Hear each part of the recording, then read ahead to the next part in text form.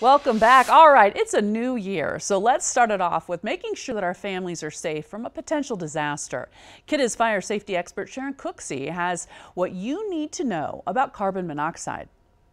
Let's start off by, really telling us what is carbon monoxide and why should people be aware of it? So carbon monoxide, commonly known as CO, is a poisonous gas that you can't see, taste, or smell.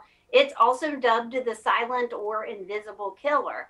So because you can't see, taste, or smell it, it's really a danger in your home. And as a matter of fact, on average, one person per day, unfortunately, does not survive CO poisoning, and about 20,000 people each year go to the hospital for it.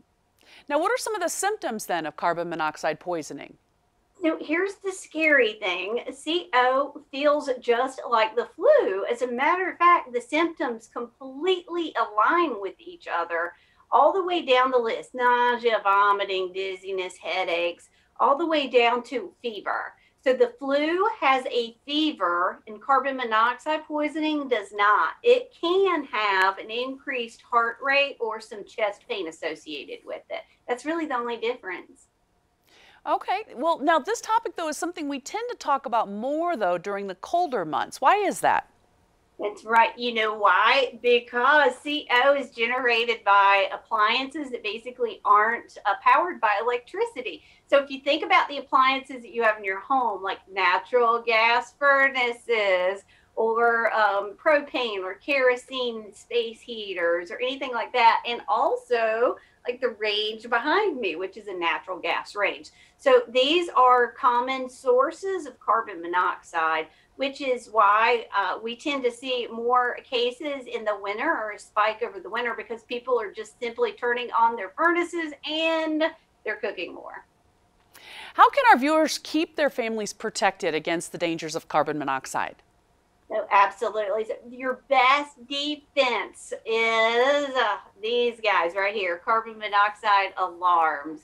So make sure that you have these placed throughout your home. Here's another point I would just love to make is that CO weighs the same as air. So if you think about smoke, it rises, right? But CO mixes with the air, which means wherever air is in your home, it can also be there as well.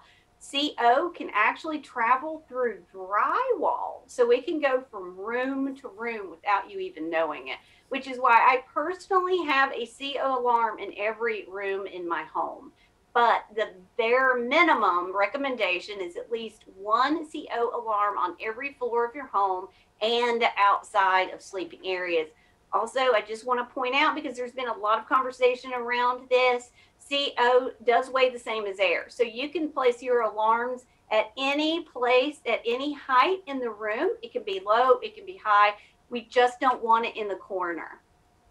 Well, Sharon, we can have those alarms, but we also have to make sure that they're maintained, right? Or else they don't do us any good.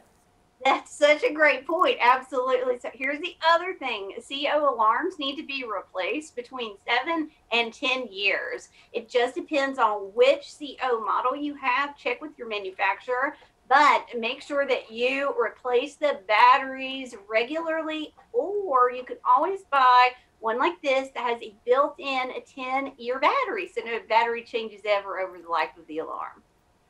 Well, before I let you go, I got to ask one more question. Right now, everyone seems to, I shouldn't say everyone, a lot of people are baking or cooking, getting ready for the holidays, things like that. But, you have to be safe in the kitchen as well. Do you have any tips for us if we're going to be doing some of this holiday cooking this time of year?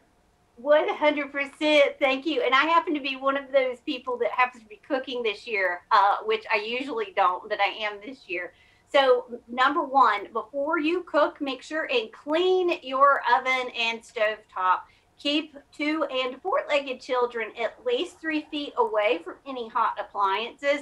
And finally, make sure that you clean up after the meal, because pets are particularly attracted to food left on the stovetop. In fact, they start about 1,000 fires a year, primarily from jumping up and trying to get the lovely turkey on top of the stove and actually turning the appliance on. So Just be safe, and always please have a kitchen fire extinguisher, because half of all fires start in the kitchen, believe it or not.